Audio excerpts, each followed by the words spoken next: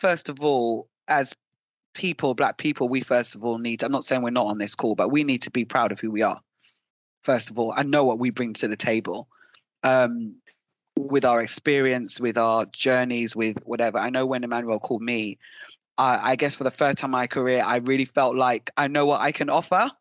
I've not always felt that way, but I felt like I knew what I could offer and I knew what I could do. And I knew that I could really level up and diversify the board at board level, because that is what I wanted to do. And I think the more people of color, ethnic minorities that we get at this level, I think it will trickle down and you'll start this level and this level. I think entry level and top level are two of the most crucial points that any company would employ anybody. And I think if we have more people who are passionate about that and don't just think it, but breathe it, believe it, and want to make that change, I think that's where the change will happen. And just meeting on this, I have never in all of my career had a meeting with all Black people in any one place, in the workplace. And even the fact that we're talking about Black History Month at work, again, this is the first time for me. So I really feel like it's almost a personal and corporate being aligned. And for me, that's really important, because we don't drop being Black when we come into work. Do you know what I mean? We're Black always, everywhere, and we love it.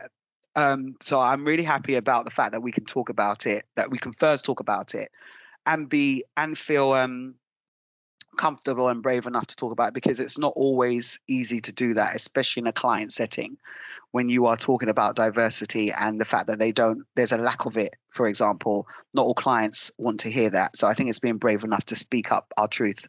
Because it was just always just me in a room of very nice people, like, most of the time really nice people, but just, I don't know why. I don't know if I can even articulate why it's important, but I guess there's a level of comfort, a level of familiarity, a level of, I don't know, shared joke even that you can have with people who potentially feel the same way about social issues. You can see news articles, you both raise the same eyebrow, just little things. They're not even big things a lot of the time, but certainly when I started off in recruitment, and before that I was in an oil brokers, I was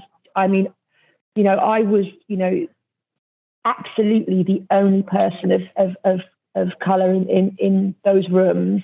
And then it only gets a bit sinister when the comfort gets in, and then the kind of the jokes get a little bit more free and easy, and also I think there is sometimes it's a weird path as well when you're mixed race, because people think after a certain amount of time that you won't be as offended by something. And that's just not the case. So sometimes you get a little ear into a world.